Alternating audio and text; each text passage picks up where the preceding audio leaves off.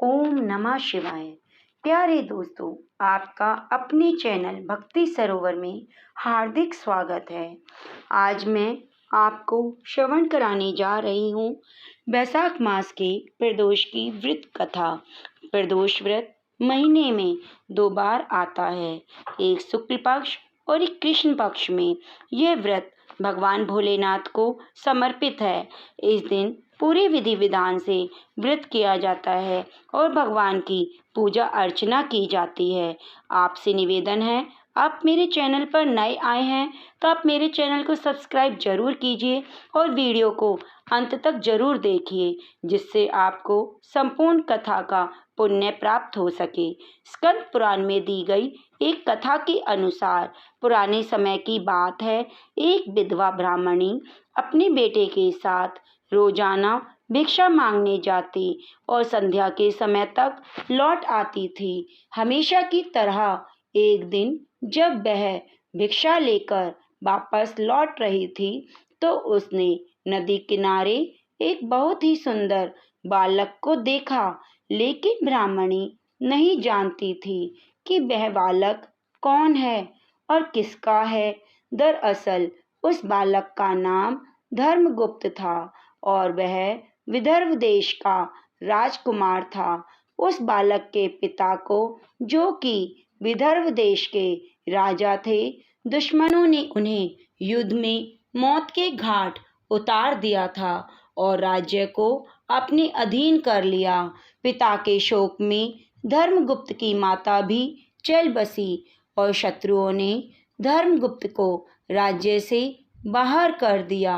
बालक की हालत देखकर ब्राह्मणी ने उसे अपना लिया और अपने पुत्र के समान ही उसका भी पालन पोषण करने लगी। कुछ दिनों बाद ब्राह्मणी अपने दोनों बालकों को लेकर देवयोग से देव मंदिर गई, जहाँ उसकी भेंट ऋषि शांडिल्य से हुई। ऋषि शांडिल्य एक विख्यात ऋषि थे, जिनकी बुद्धि और विवेक की चर्चा हर जगह होती थी। ऋषि ने ब्राह्मणी को उस बालक के अतीत यानी कि उसके माता पिता की मौत के बारे में बताया, जिसे सुनकर ब्राह्मणी बहुत उदास हो गई। ऋषि ने ब्राह्मणी और उसके दोनों बेटों को प्रदोष व्रत रखने की सलाह दी और उससे जुड़े पूरे विधि विधान के बारे में बताया। ऋषि के बताए गए नियमों के अनुसार ब्राह्मणी और बालकों ने व्रत संपन्न किया, लेकिन उन्हें यह नहीं पता था कि इस व्रत का क्या फल मिल सकता है।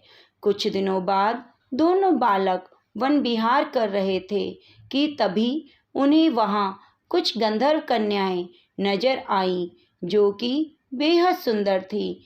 राजकुमार धर्मगुप्त अंशुमति नाम की एक गंधर्व कन्या की और आकर्षित हो गए। कुछ समय बाद राजकुमार और अंशुमति दोनों एक दूसरे को पसंद करने लगे। कन्या ने राजकुमार को विवाह हेतु अपने पिता गंधर्वराज से मिलने के लिए बुलाया। कन्या के पिता को जब यह पता चला कि वह बालक विदर्भ देश का राजकुमार है, तो उसने भगवान शिव की आज्ञा से दोनों का विवाह कराया। राजकुमार धर्मगुप्त की जिंदगी वापस बदलने लगी। उसने बहुत संघर्ष किया और दोबारा अपनी गंधर्व सेना को तैयार किया। राजकुमार ने विदर्भ देश पर वापस अपना अधिकार प्राप्त कर लिया।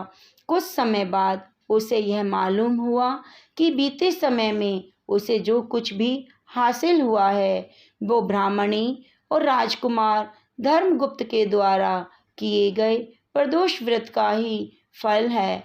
उसकी सच्ची आराधना से प्रसन्न होकर भगवान शिव ने उसे जीवन की हर परेशानी से लड़ने की शक्ति दी। उसी समय से हिंदू धर्म में यह मान्यता हो गई कि जो व्यक्ति प्रदोष व्रत के दिन शिव पूजा करेगा, एकाग्र होकर प्रदोष व्रत की कथा सुनेगा और पढ़ेगा, उसे 100 जन्मों तक कभी भी कोई परेशानी नहीं होगी, कोई दरिद्रता का सामना नहीं करना पड़ेगा। प्यारे दोस्तों, ये कथा है भगवान शिव के प्रदोष व्रत की।